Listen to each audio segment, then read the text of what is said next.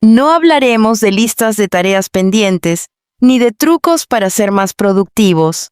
Hoy, vamos a sumergirnos en el lugar donde la geopolítica y el alma se encuentran. Mientras suena este programa, el mundo observa con el alma en vilo cómo las tensiones en Oriente Medio alcanzan un punto de ebullición. El conflicto entre Israel, Estados Unidos e Irán ha dejado de ser una noticia lejana para convertirse en un rumor constante que se cuela en nuestras casas, en nuestras conversaciones y, lo más importante, en nuestra paz mental. Pero, ¿qué tiene que ver una guerra en una región milenaria con nuestro desarrollo personal? Aparentemente, nada. En esencia, todo. Porque el desarrollo personal no es una burbuja de cristal que nos aísla del mundo. Es la herramienta que nos permite caminar sobre las brasas de la realidad sin quemarnos. Es la capacidad de mantener la calma cuando el barco de la certeza naufraga. Hoy, en este especial, vamos a analizar cómo el fantasma de una guerra entre potencias nos afecta en lo más íntimo. Exploraremos el conflicto desde 3 perspectivas fundamentales para nuestro crecimiento: la gestión del miedo y la incertidumbre, la construcción de la identidad y el propósito, y la resiliencia colectiva. Comenzamos. Para entender cómo nos afecta, primero debemos entender qué está ocurriendo. A finales de febrero de 2026, el tablero geopolítico explotó. Tras meses de negociaciones tensas en Ginebra, donde se discutía el programa nuclear y de misiles balísticos de Irán, la paciencia de Occidente se agotó. El 28 de febrero, Estados Unidos e Israel lanzaron una operación coordinada contra instalaciones estratégicas en Irán. La respuesta de Teherán no se hizo esperar, pero fue profundamente reveladora. Irán, sintiéndose acorralado y con su tradicional eje de la resistencia, sus aliados en la región, severamente debilitado tras la caída de Bashar al-Assad en Siria y el desgaste de Hezbollah, cambió su estrategia. Ya no se trataba de una represalia contenida. Esta vez, los misiles iraníes no solo apuntaron a Israel, sino a bases estadounidenses en países vecinos como Qatar, Emiratos Árabes Unidos, Bahrein y Kuwait. El mensaje era claro: si ustedes golpean mi casa, yo incendiaré la vecindad. Lo que parece un movimiento puramente militar es en realidad una reacción profundamente humana, la del animal acorralado. Analistas como Manuel Gazapo describen a Irán como un régimen que, enfrentando una enorme presión interna, con miles de protestas y una juventud que clama por libertad, prefiere la guerra exterior a la rendición interna. Es la psicología de la supervivencia llevada a la escala de un Estado. ¿Y qué hay de nosotros? Así como Irán reacciona desde la desesperación, nosotros, ante la avalancha de noticias, a menudo reaccionamos desde el miedo. Nuestro cerebro no distingue bien entre una amenaza física directa y una amenaza informativa constante. Cuando vemos los titulares, nuestra amígdala, el centro de la alerta, se activa como si ese misil fuera a caer en nuestro jardín. El conflicto exterior se convierte en un conflicto interior.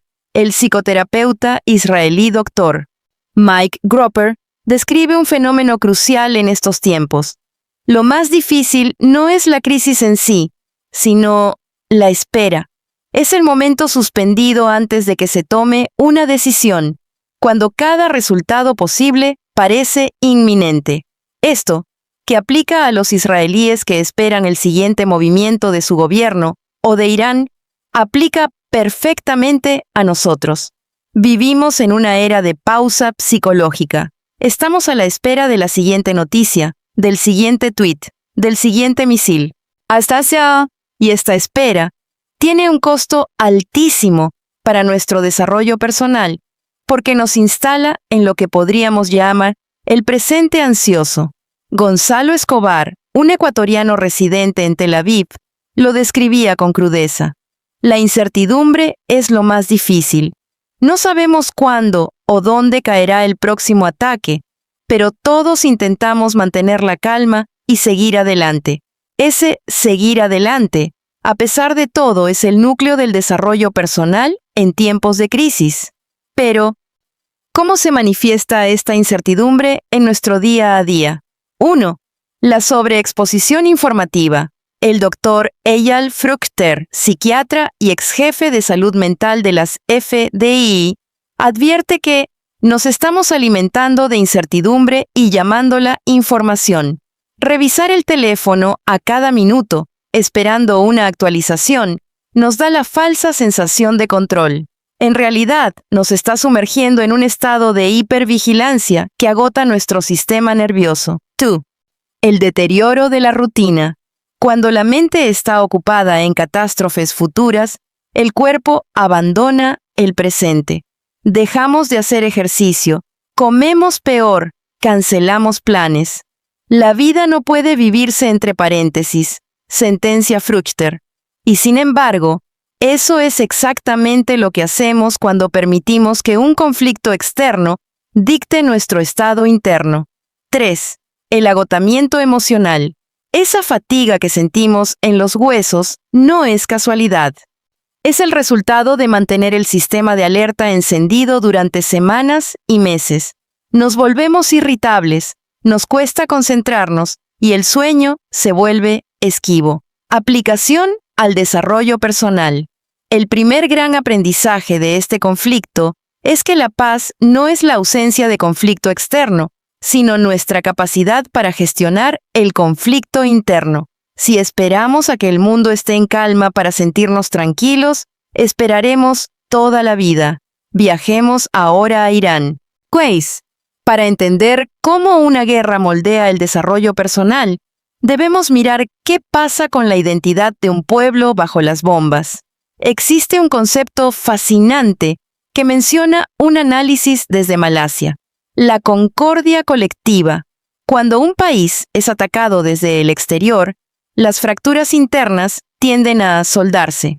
El analista político lo explica así: la identidad civilizacional persa tiene más de 3000 años. La memoria del imperio vive en la conciencia cultural. Cuando las potencias externas aumentan sus exigencias de una manera percibida como humillante o coercitiva, la reacción rara vez es la capitulación. La dignidad nacional se convierte en un grito de guerra. Esto es crucial para nuestro desarrollo. El conflicto nos enfrenta a preguntas fundamentales sobre nuestra propia identidad. ¿Quiénes somos cuando nuestras certezas se desmoronan? ¿A qué tribu pertenecemos? ¿Qué estamos dispuestos a defender? En Irán vemos una paradoja.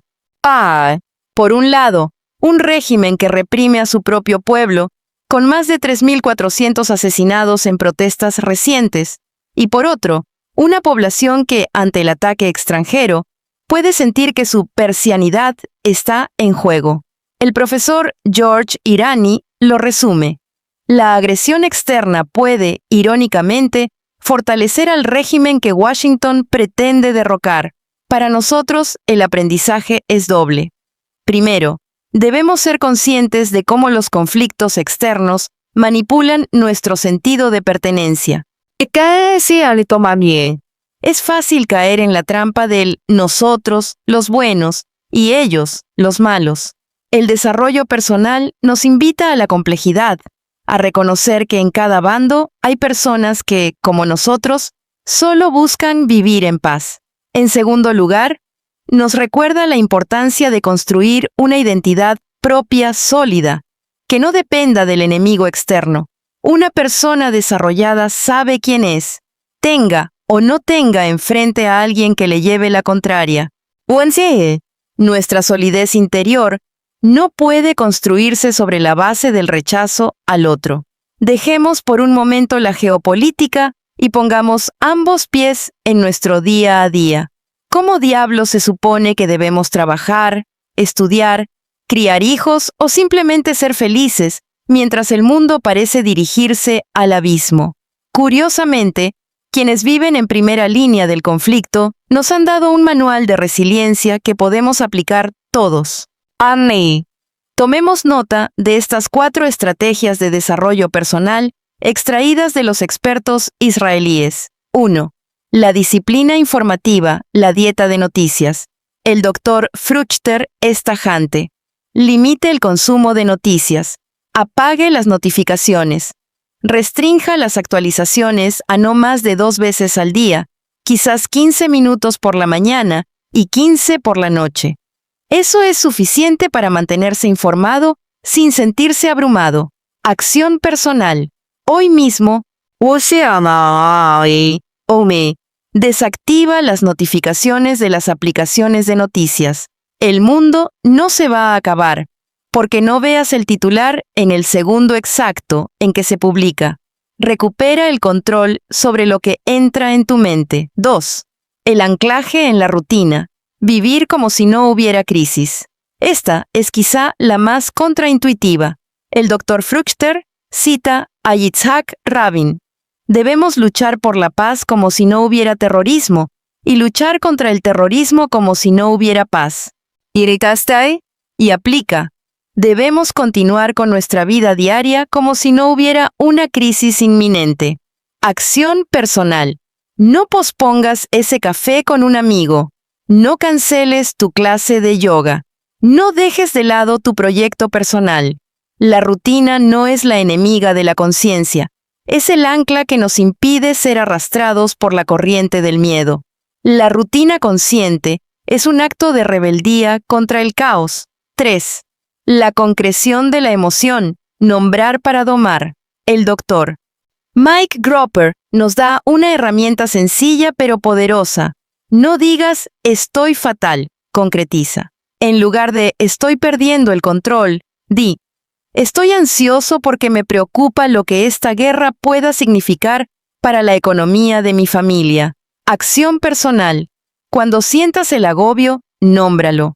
Al ponerle palabras, el miedo abstracto y gigante se convierte en un problema concreto y manejable. 4.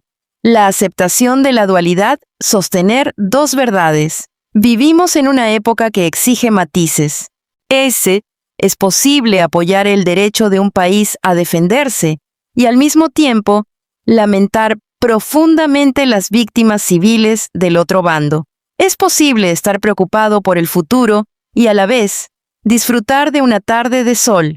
Gropper lo llama madurez psicológica, acción personal. Permítete la ambivalencia. No necesitas tener una opinión monolítica y cerrada sobre todo. La complejidad es un signo de inteligencia y de salud emocional. Sin embargo, hay una trampa en todo esto. Así como el conflicto puede unir a una sociedad, también puede corroer sus valores más profundos. Y aquí es donde el desarrollo personal se convierte en una responsabilidad cívica. El editorialista José Murat, en el periódico La Jornada, advertía sobre el avance de la ultraderecha en amplias franjas del mundo y el impacto de los gobiernos autoritarios neofascistas en los derechos humanos. Esto no es casualidad. La historia nos enseña que el miedo es el mejor caldo de cultivo para el autoritarismo. Cuando estamos asustados, buscamos líderes fuertes que nos prometan seguridad a cualquier precio. Estamos dispuestos a sacrificar libertades a cambio de protección. A nivel personal, esto se traduce en una rigidez mental.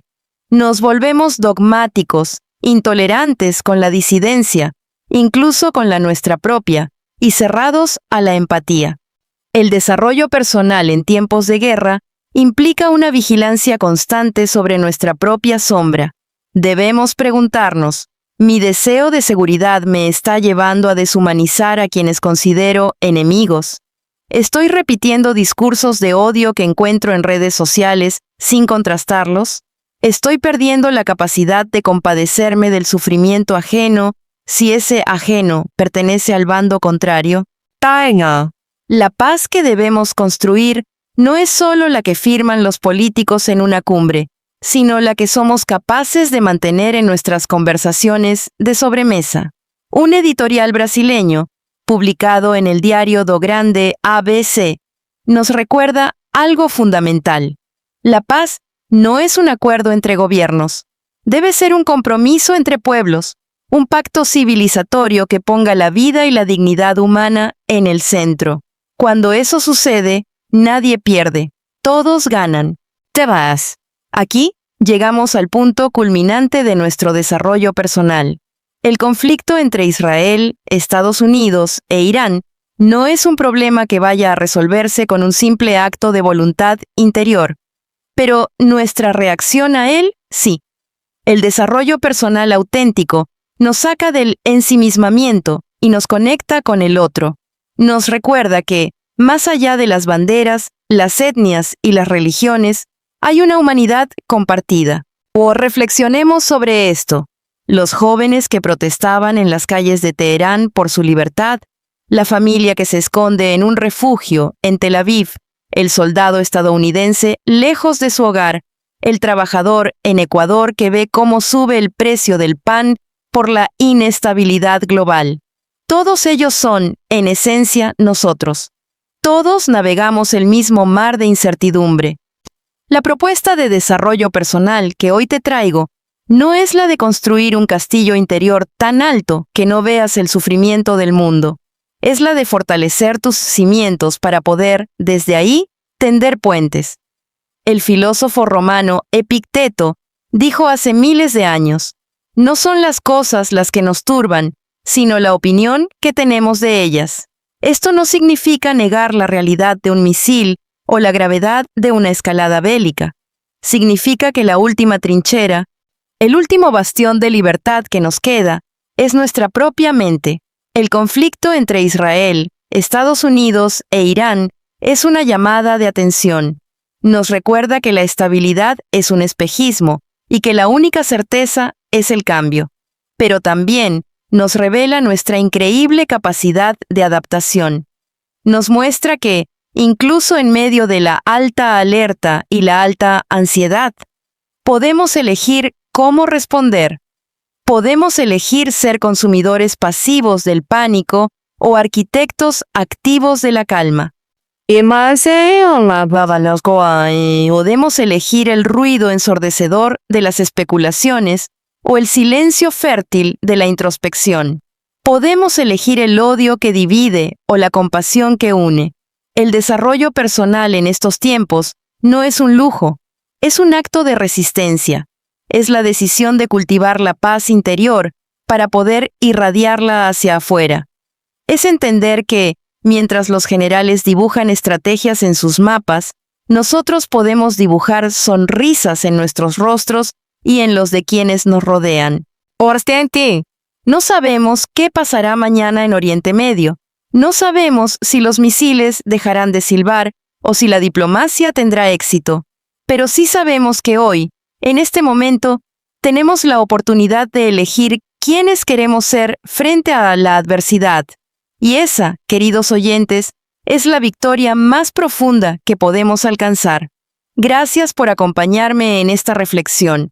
Cuídense, cuiden a los suyos y recuerden, en la oscuridad, la luz más importante es la que decides encender dentro de ti.